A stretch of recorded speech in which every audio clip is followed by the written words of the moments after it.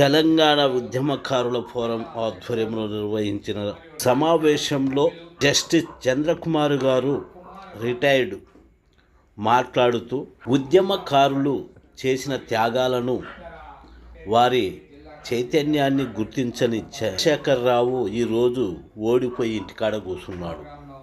అదేవిధంగా కాంగ్రెస్ ప్రభుత్వాన్ని కూడా గెలిపించింది ఉద్యమకారులే, అది గుర్తుంచుకోవాలి రేవంత్ రెడ్డి గారు అంటూ గుర్తు చేశారు.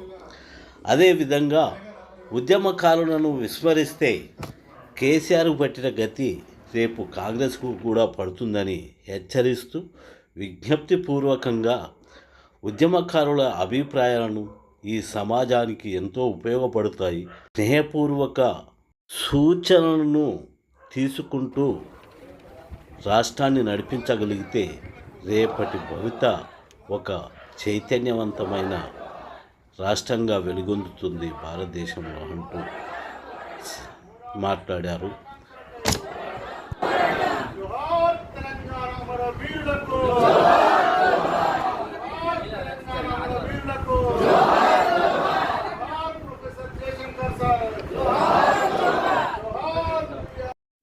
డాక్టర్ చీమా శ్రీనివాస్ గారు, మిత్రుడు బీసీ ఉద్యమ నాయకులు జనార్దన్ గారు, సోదరి అనంతలక్ష్మి గారు, మిగతా వేదిక మీద పెద్దలు అందరికీ కూడా నమస్కారం. ఒక్కొక్కసారి ఏమనిపిస్తుంది అంటే కష్టపడేటోళ్ళు జీవితాంతం కష్టపడాలా అనిపిస్తుంది. యువకులుగా ఉన్నప్పుడు పోరాడ్యం, మధ్య వయసులో వచ్చిన తర్వాత పోరాడ్యం, ఇప్పుడు ముసలితనం వచ్చిన తర్వాత కూడా మళ్ళీ అదే పోరాటం చేయాలా అనేటటువంటి ఒక ఆలోచనలు వస్తూ ఉన్నాయి నాకైతే. అట్లా అయిపోయింది పరిస్థితి. అంటే తెలంగాణలో ఒక సామెత ఉందని, అంటే తిట్టే నోరు తిరిగే కాలు ఆగదట. సో చీమ శ్రీనివాస్ ఉద్యమం అంటే అంతేకాదు, ఉద్యమం చేస్తూనే ఉండాలి, జనార్దన్ పోరాడుతూనే ఉండాలా, ఇదే మన బతికే అంతానా అని అప్పుడప్పుడు అనిపిస్తూ ఉంటుంది. కానీ చాలా బాధ కలుగుతుంది, చాలా బాధ కలుగుతుంది. నేను అంటే మేమే కాంగ్రెస్ పార్టీ కాదు, కానీ అంటే మేధావుల యొక్క సలహాల కోసం రాహుల్ గాంధీ గారు పిలిచినప్పుడు వెళ్ళి మాట్లాడినాం. అదేవిధంగా ఖర్గే గారు ఒక సందర్భంగా పిలిచి మాట్లాడినప్పుడు అక్కడ కూడా వెళ్ళి మాట్లాడినాం. తర్వాత కూడా ఎప్పుడైనా వాళ్ళు కలిసినప్పుడు మా సజెషన్స్ మేము అప్పుడప్పుడు ఒక 2 సార్లు చెప్పడం జరిగింది. కానీ ఎట్లా ఉంటుంది అంటే సమాజంలో ఉన్నదే అది మొదటి నుంచి జరుగుతున్నటువంటి. ధృతరాష్ట్రుడు కానీ రావణాసురుడు కానీ ఇలా ఎవరు కూడా మంచిగా సలహాలు వినరు, వింటారు, ఒక్కోసారి లేచి గౌరవించి కూర్చోండి అని అంటారు. కానీ చెప్తా ఉంటాం, కానీ చెప్పేటటువంటి వాళ్ళ విదురుడి యొక్క సలహాలు ధృతరాష్ట్రుడు విని ఉంటే కౌరవుల యొక్క గతి పట్టేదే కాదు దానిలో. అట్లే ఏంటంటే శ్రీనివాస్ గారు అన్నారు కాబట్టి నేను చెప్తా ఉన్నా. నేను ఈ సందర్భంగా ఒక 2-3 నెలల్లో ముఖ్యమైన నాయకులు ఒక 2 సందర్భాల్లో కలుసుకున్నప్పుడు 2 విషయాలు ప్రధానంగా చెప్పాడు. నేనేం చెప్పినంటే కోదండరాం సార్కు పదవి ఇవ్వాలా, సంతోషమే, కానీ కోదండరాం సార్ ఒక్కరే కాదు ఉద్యమం చేసింది, చాలామంది ఉద్యమాలు చేసిన వాళ్ళు ఉన్నారు. అందులో మేధావులు ఉన్నారు, డాక్టర్లు ఉన్నారు, రకరకాల వాళ్ళు ఉన్నారు, మహిళలు ఉన్నారు, జైలుకు పోయిన వాళ్ళు ఉన్నారు. అందులో మీకు ఎవరైతే సమాజానికి మంచి సలహాలు ఇస్తారో, ఉపయోగపడతారో వాళ్ళని కూడా మీరు అకామిడేట్ చెయ్యాలని వివిధ పోస్టుల్లో అని కూడా ఈ విషయం కూడా నేను వాళ్ళకి చెప్పాను. ఈ ఒక్క డిమాండ్లే కాదు, ఈ ఒక్క డిమాండ్ కాదు, నేను చెప్పిన ఇప్పుడు నాకైతే 70 ఏళ్ళు దాటిపోయినాయి, నాకు ఎవరు ఏమి ఇవ్వాల్సిన అవసరం లేదు, నేను ఎవరిని ఏం అడగను కూడా, అవసరం కూడా కాదు. ఏదో దేవుడి దయ వల్ల, భగవంతుడి దయ వల్ల పెన్షన్ మంచిగానే వస్తుంది, జడ్జికి రిటైర్ అయ్యాం కాబట్టి. ఇవాళ మా కొడుకులు వాళ్ళ సంపాదన వాళ్ళు చేసుకుంటున్నారు, వాళ్ళకి నేను ఇవ్వాల్సిన పని లేదు, నేను వాళ్ళని అడుక్కోవాల్సిన పని లేదు. నా పెన్షన్ నాకు భూమా రొట్టె, నాకు నా భార్యకు, ఈవెన్ కారు డ్రైవర్ కూడా సరిపోతుంది, నాకేం అవసరం లేదు.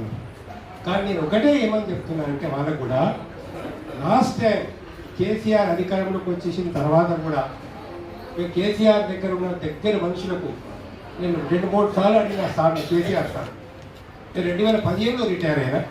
రిటైర్ కాగానే నేను సార్ దగ్గరికి నేను పోయి మాట్లాడతాను చెప్పి నేను 2 విషయాలు అప్పుడు చెప్తాను. అయ్యా, రైతులు ఆత్మహత్య చేసుకుంటున్నారు చాలా చోట్ల, ఇది రాష్ట్రానికి మంచిది కాదు. సో రైతులకు మీరు ఏదైనా ఆత్మహత్యలు ఆపడానికి చెయ్యాలి. రెండవది, నేను ఇప్పుడు చెప్పిన పాయింట్ అప్పుడు చెప్పినది, ఇది ఎవరెవరైతే తెలంగాణ ఉద్యమంలో పనిచేసినారో, తెలంగాణ ఉద్యమంలో త్యాగాలు చేస్తారో, మీరు వాళ్ళని దగ్గరికి తీయకపోతే, వాళ్ళ సలహాలు తీసుకోకపోతే, వాళ్ళకు మంచి మంచి ఏదో ఒక రకంగా వాళ్ళని అకామిడేట్ చేయకపోతే మట్టుకు మీ రాజ్యం ఉండదు అని ఇది స్పష్టంగా చెప్పారు. మరి ఆయన దురదృష్టమా, మరి ఏంటిదా, లేకుంటే మా దురదృష్టం అది కానీ, నేను ఒక హైకోర్టు జడ్జిగా రిటైర్ అయి 4 సార్లు కేసీఆర్ నేను కలుస్తా అని చెప్పేసి వెళ్తే కలవనివ్వలేదమ్మా, కలవలేదు. మేమేమి అడుక్కోవడానికి పోలేదు, ఏదో పదవేడకో లేదా ఇంకేదో కావాలా, 1 రూపాయి ఇవ్వాలా, ఛాయలు దానికి పోలేదు. ఇది పని చేయాలా, ఈ పనులు చేస్తే ఒక తెలంగాణ ఉద్యమకారుడిగా, ఒక రాష్ట్ర ముఖ్యమంత్రిగా నువ్వు ఇది పని చేస్తే మంచిగా ఉంటుందని చెప్పడానికి పోయినాం. కానీ మరి ఏం చేస్తామంటే అది కలవటి కదా. సో మిత్రులారా, ఒకటి ఏంటంటే వాస్తవంగా చెప్పాలంటే ఉద్యమకారులు అంటే ఎవరు? ఉద్యమకారులు.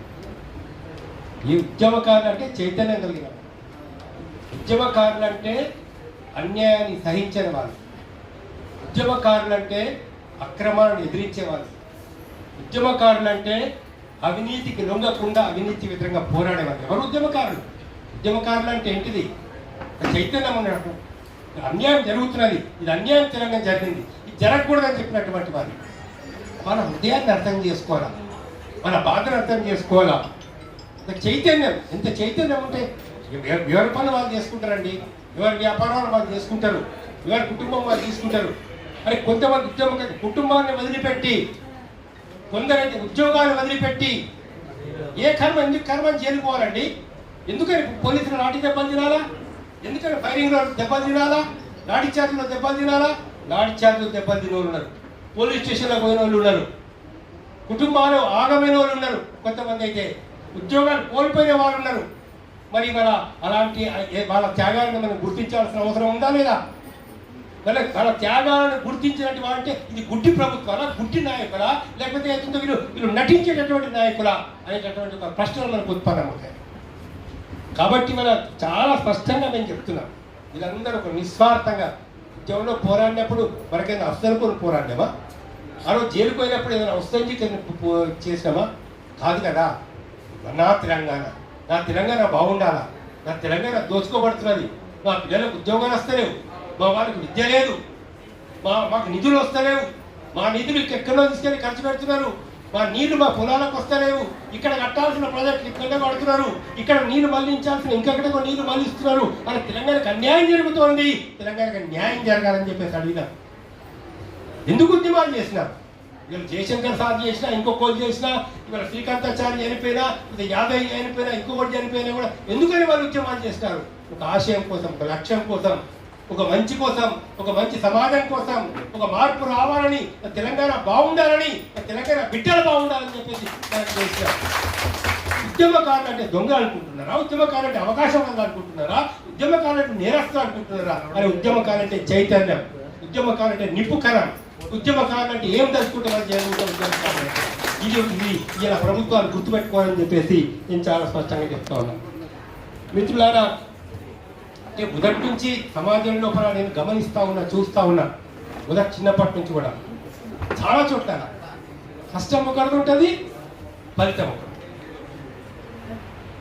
త్యాగాలు ఒకరు చేస్తారు, భోగాలు ఒకరు చేస్తారు. ఇప్పుడు కాదు, అది స్వతంత్ర పోరాట కాలం నుంచి చూస్తామన్నట్టు.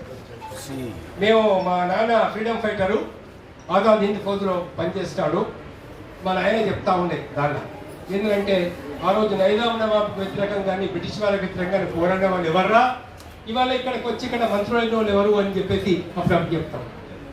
ఆ నిన్నటి దాకా దొరలు భూస్వాములు, నిన్నటి దాకా నైజాం నవాబుకు పక్కన ఉన్నటువంటి వాళ్ళు రూమీ టోపీ పెట్టుకొని, ఏతుందో షేర్వాణి చేసుకొని ఆదాబాల్సి అన్నటువంటి వాళ్ళందరూ కూడా తెల్లారి అయ్యో రూమీ టోపీ తీసేసి గాంధీ టోపీ పెట్టుకొని షేర్వాణి తీసేసి ఏది మన నైరు షర్ట్ వేసుకొని పైజామా తీసేసి ధోతి కట్టుకొని మేము కాంగ్రెస్ నాయకులం అని చెప్పేసి 52 పెడితే అసలు టికెట్లు ఇచ్చి అసలు మంత్రులు చేసినారు. అప్పుడే తెలిసింది ఒక పద్ధతి ఏంటి.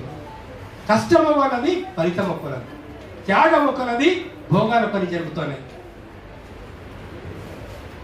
గుడ్డు లేక బాధపడి ఒకరు ఇవాళ సీట్లు సంపాదించుకొని మంత్రులు అయ్యేటటువంటి వాళ్ళు ఒకరు అనేది మనం గమనిస్తా ఉన్నాం.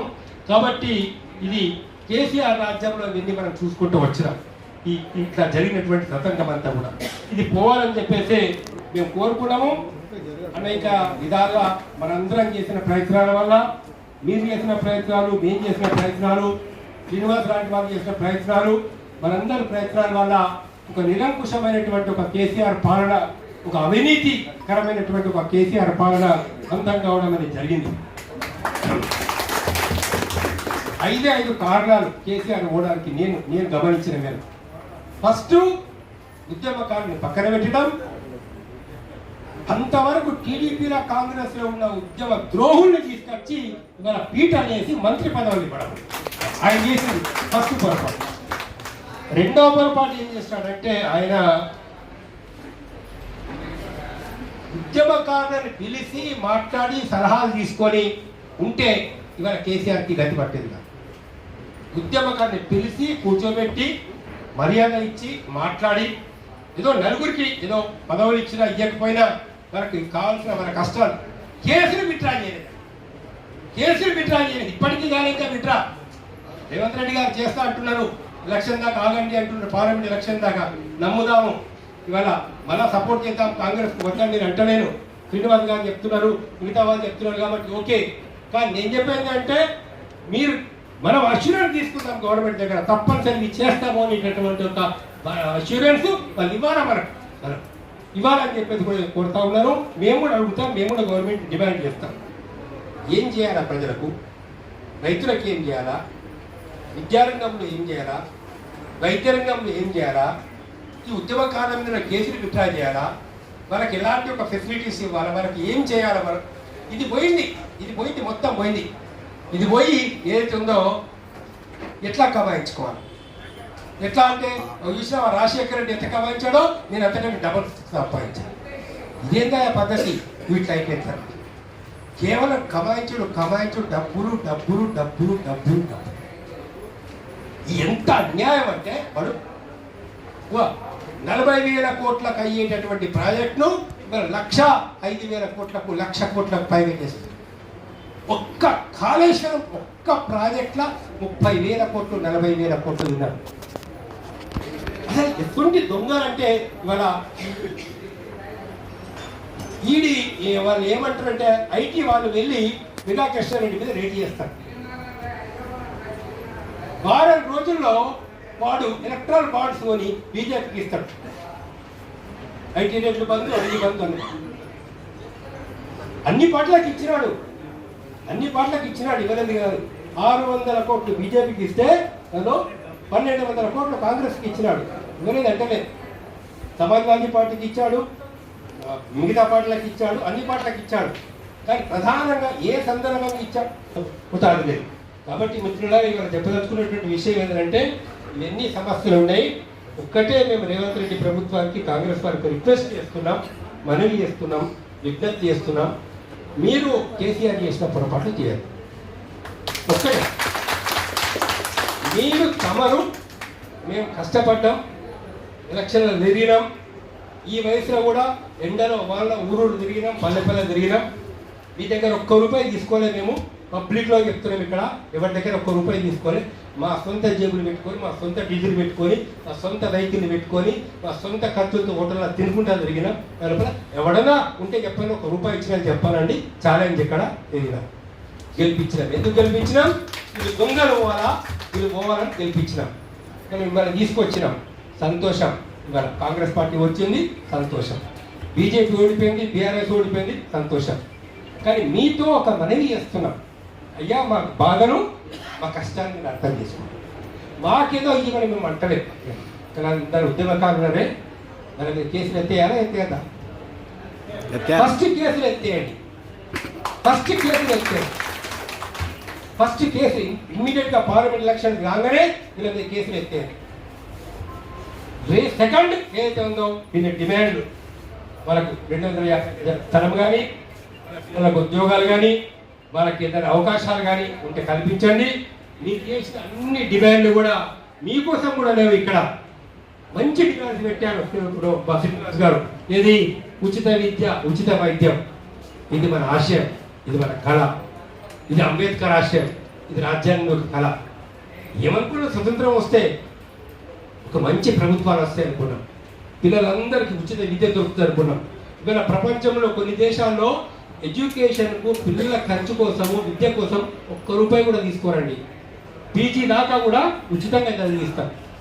వైద్యం వస్తే ఇవాళ ఈ కార్పొరేట్ రాక్షసులు దోచుకున్నట్టు దోచుకోరు. అక్కడ హాస్పిటల్ దోచుకున్నట్లు ఫ్రీ మెడిసిన్ ఉంటుంది చాలా దేశాల లోపల. డాక్టర్ గారు కూడా తెలుసు.